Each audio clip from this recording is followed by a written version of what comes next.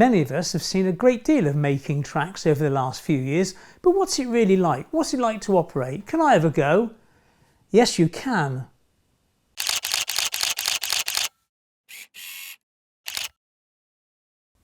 Hi, welcome back to Chadwick Model Railway. I'm Charlie, and I'd just like to kick off and thank the people that voted for me in the Key Model World Hornby magazine voting. Once more, I won the YouTube of the Year award, and I find it immensely humbling that people care enough to go out and go through and tick all those boxes. Thank you so much. I just hope I can keep you entertained over the next 12 months, but thank you.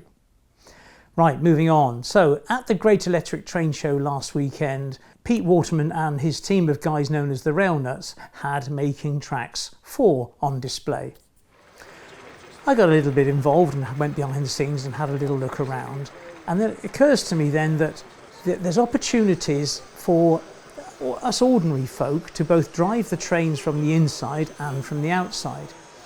Now, back earlier in the year, I went up to Chester Cathedral, where the footfall is nowhere near as fierce as it were at a big train show, and people, both young and old, can drive trains around the outside of the layout. Marvellous. And these guys are under supervision by volunteers and the Rail Nuts themselves.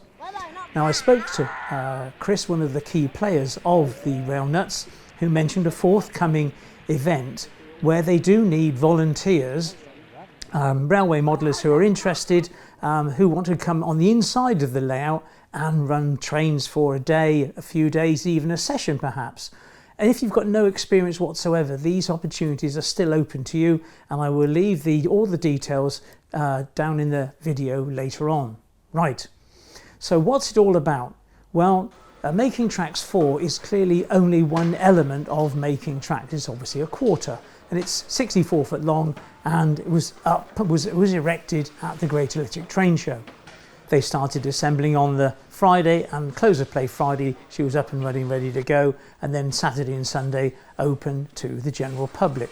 Now, because of the attendance, let's say, the barriers, you have to put the steel barriers up to keep people back, and there is no opportunity at these massive shows for the general public to drive the trains themselves. But what I thought I would do is explain to you the theory behind the layout, how it works, how the Rail Nuts put it together, and like I say, the future opportunities. Now, as with most things in life, it's a lot simpler than you might think. The 4 tracks on the outside in the scenic area, there's the fast up and the fast down on the outside, and on the inside you have the slow up and the slow down. However, moving over to the fiddle yard, those 4 tracks become 8. And on the outside, you have tracks 1 and 2 marked in red as the 2 fast up feeder lines.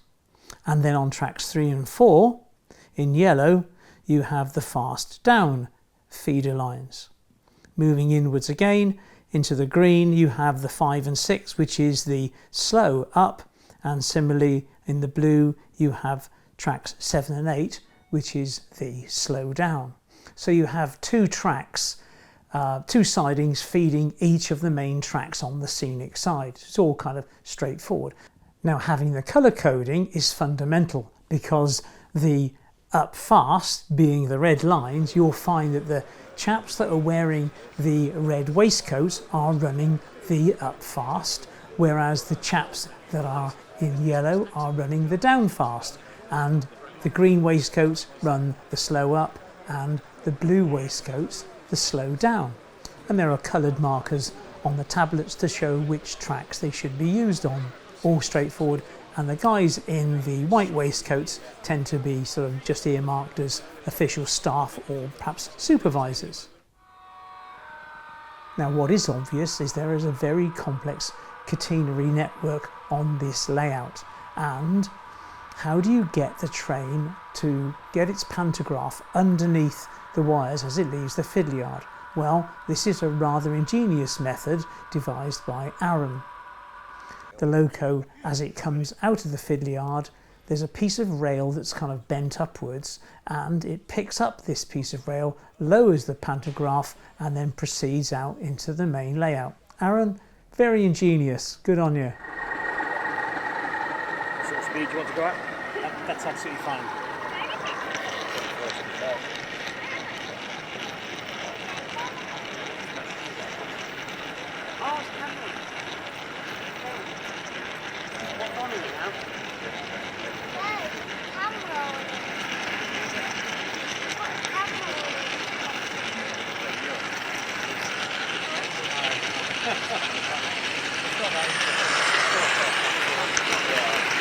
And the trains just go up and down.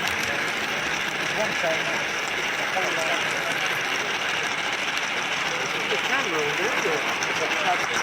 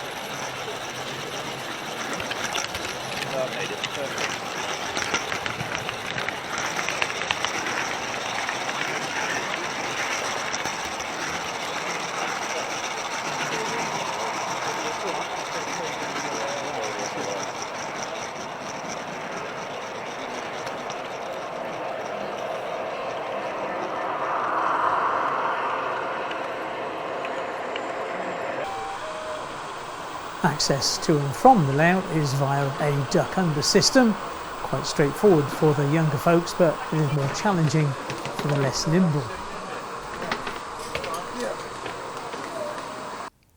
Now you may have noticed that at the entrance and exits of the fiddle yard areas there are these strange two devices. Well, these are RFID readers.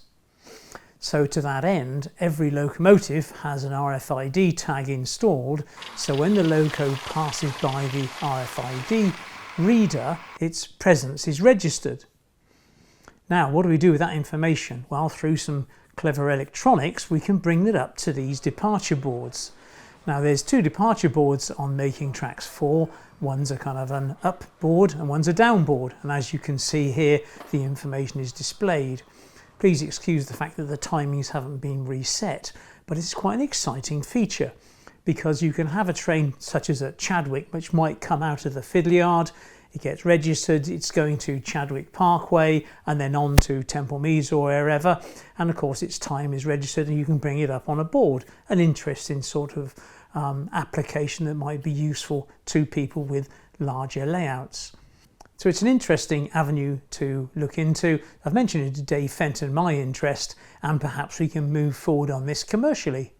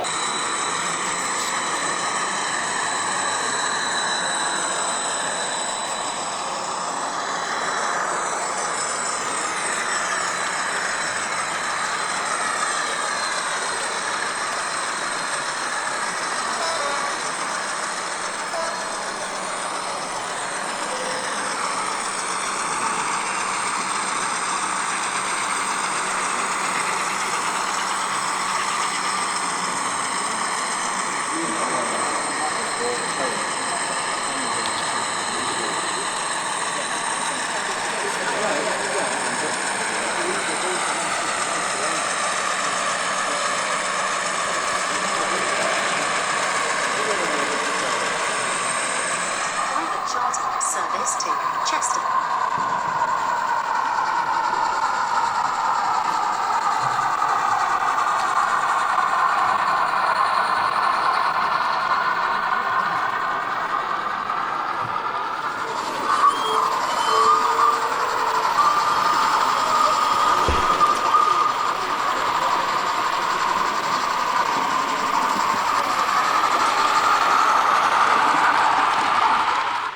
On the scenic area, there are no points whatsoever. The only points that exist are the ones that go to and from the fiddle yards.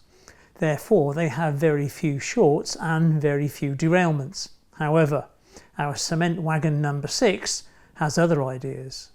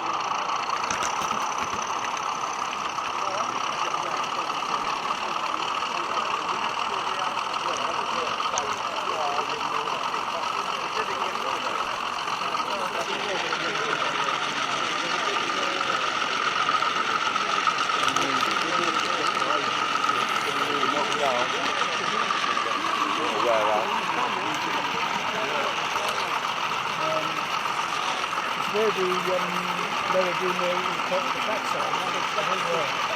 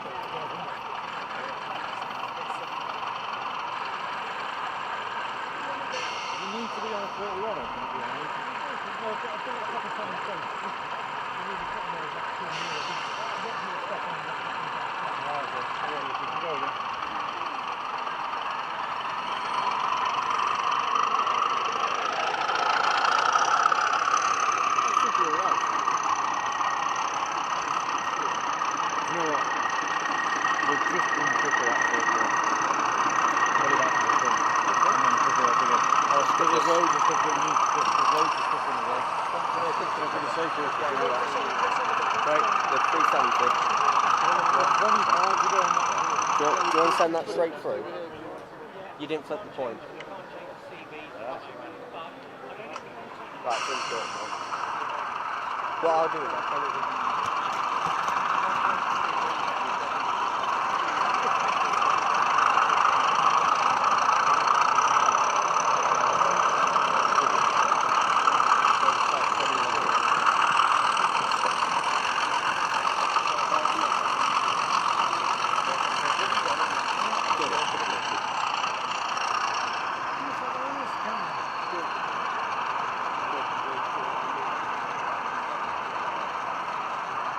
Chris, thank you for that. Yeah, so I'm just going to come in, didn't want to touch more and tell you. No, video, it's all right. Clearly, derailments and accidents are all part of railway modelling. Now the points are operated via certain panels. There's a yellow panel for the yellow routes and clearly a blue for a blue, etc. And it's worth just mentioning about the power district, because when the Class 37 in front of my camera hit the point the wrong way around, obviously the whole layout went down, and it's because it is all based on one power district. They have a Z21 running through a booster, carefully stowed on top of a crate. I think they forgot to get the correct packaging out or whatever. But anyway, it's all on one power district. What I found was sort of quite shocking, really, I suppose. But having spoken with them, it's because it's a mobile layout. You know, it's on the exhibition circuit, and therefore they haven't split it into different power districts, because they need the simplicity of the wiring, which is actually quite understandable. If, of course, you do split your layout into power districts and then you get a short in one area, at least the rest of the layout may well keep running. But as they say, it's for simplicity. Now we'll move on a little bit now, and we'll go to Chester Cathedral to see some of the footage which I shot there. Now clearly Chester Cathedral is a wonderful venue. It's a beautiful piece of architecture. What a great place to show off making tracks. Obviously, with the added footfall coming through the door, the cathedral was able to make some money and enhance their sort of funds for their restoration and maintenance of the cathedral, because these things clearly are not going to come cheap. So well done for the rail nuts for helping the cathedral out, again because they've done it in previous years. Now, as I mentioned earlier, this is a venue where the general public can actually have a go themselves at sort of playing trains. The barriers are pushed right back, so you can have a supervisor in his red jacket and a punter, as it were, whether it be a young boy, young girl, a grown man or woman. So everyone gets a chance to play trains. So let's run some trains and have a look at what happened in Chester. Tapping the black laser. That's the phone now. And then further up, I saw the ground.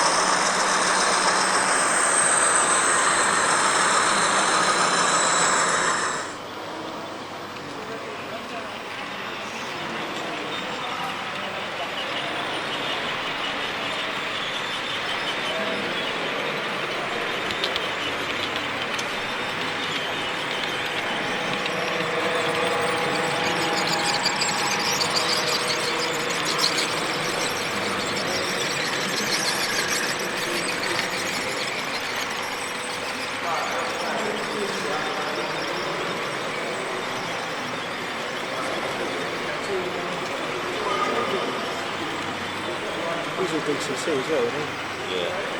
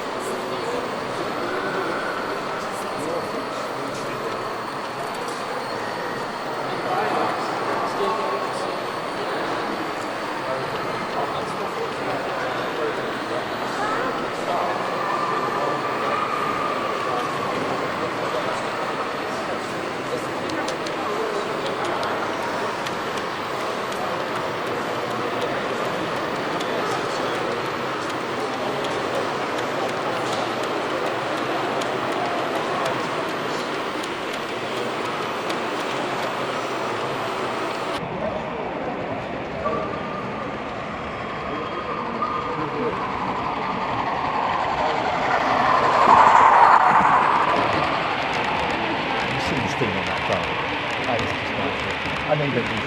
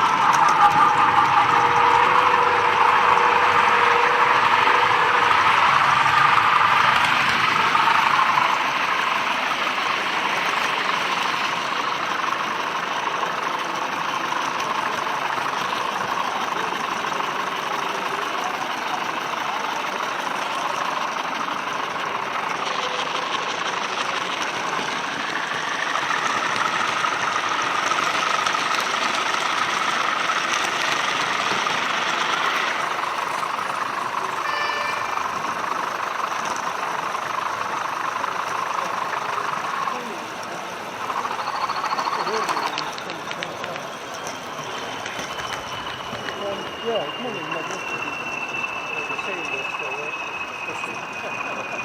shouldn't be allowed out on our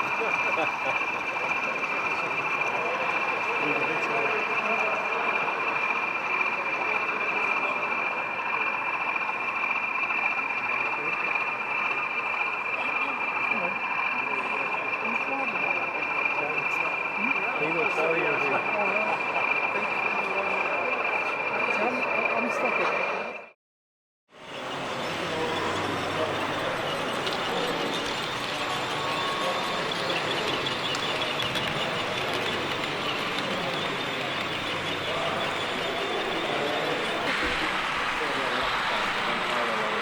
Is your room behind me? No, you're okay for a bit. There's a little lad coming round.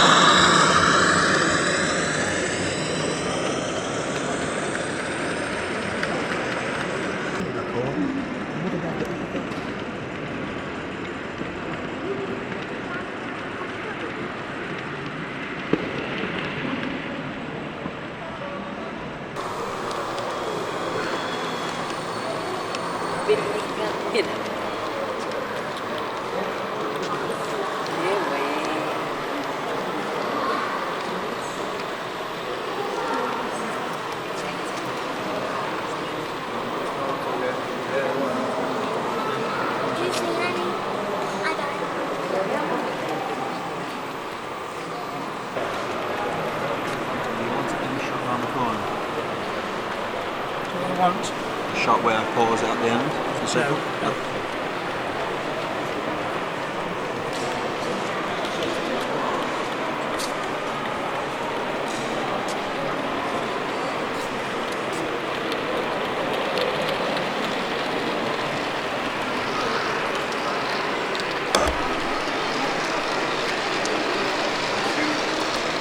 Directors or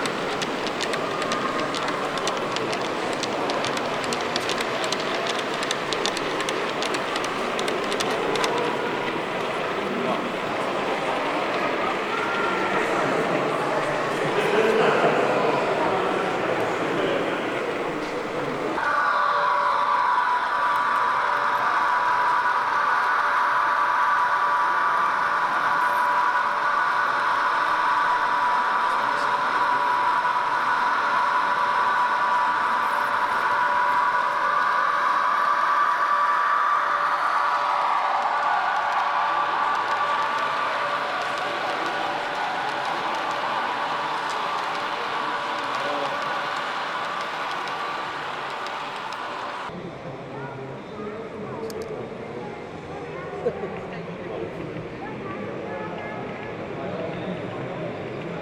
if you stop at the station platform, you can get all the coaches on the platform.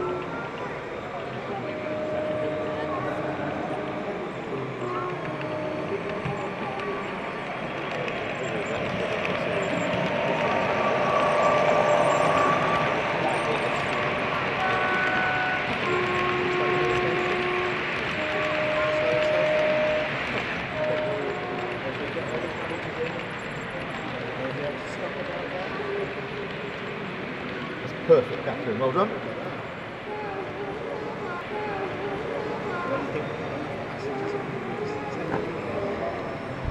Count to 3 and then go.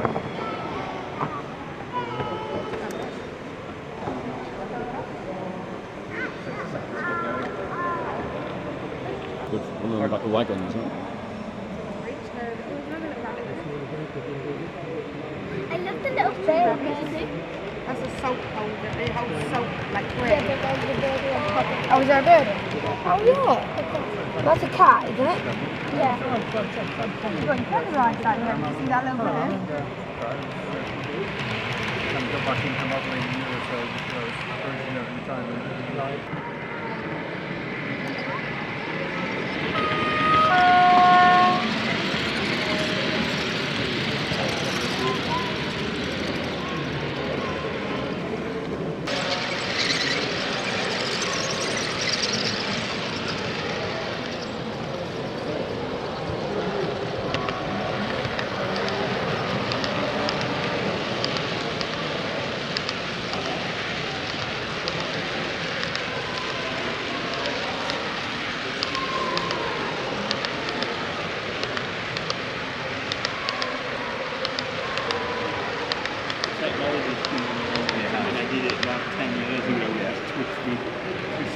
Pan up on there.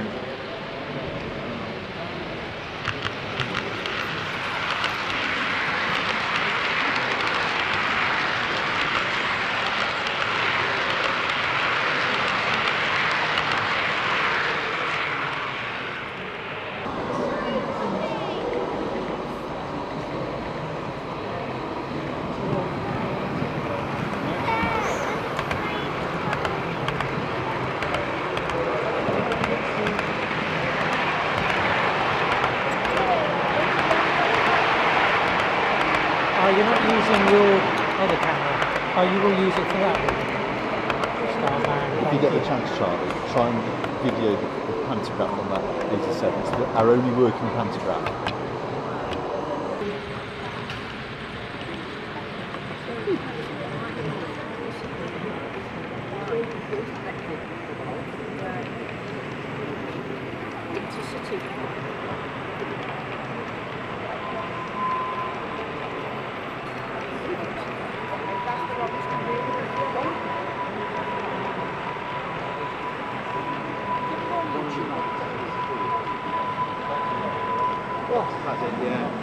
Well, let's stop it at the platform, okay? Well, no, not that. Yeah, you can stop at the platform. Well, no, not that. Now, wasn't that just incredible to see the smiles on those children's faces running around with their little tablets controlling the trains? It was absolutely incredible. And to that end, I'd like to thank Pete Waterman and the Rail Nuts for not only on my behalf making it easy for me to film, but to provide such a wonderful service to the community. In Chester, and I'm sure in other places, it's been a complete delight for people to go there and have such, good, clean, ordinary, honest fun. Also in particular, I'd like to thank Aaron, Phil Morton, Dave Douglas, and of course, Chris Clenton. Now, Chris has made my access so much easier, and he's been a great liaison. I phone him up from time to time. Where are you? Can I come up to the cathedral? And he made things so much more easy for me. Now, I did mention about whether you'd like to become a volunteer for a day or two, or even just a session with Making Tracks 4. Well, Making Tracks is going up in Blakemore on the 14th of December through to the 5th of January next year. That's not including the 25th and the 26th of December. If you're interested, you will have to send an email to chris.clenton chris.clinton@makingtracks.uk. Chris will come back with a sort of perform thing you need to fill in and jump through a few hoops. But I'm sure if you make yourself available, you'll have a wonderful day there. Hopefully I'll get up there at some stage during, at the end of the day, it's there for the best part of 3 weeks. So hopefully I can get up there as well. It's such an enjoyable day. And so wrapping up, I'd just like to thank the patrons as usual, because you patrons make it all possible. If you're not a subscriber, there's the old button and a video here and here. And I'll see you in 2 weeks' time. Thanks a lot. Take care. Bye-bye.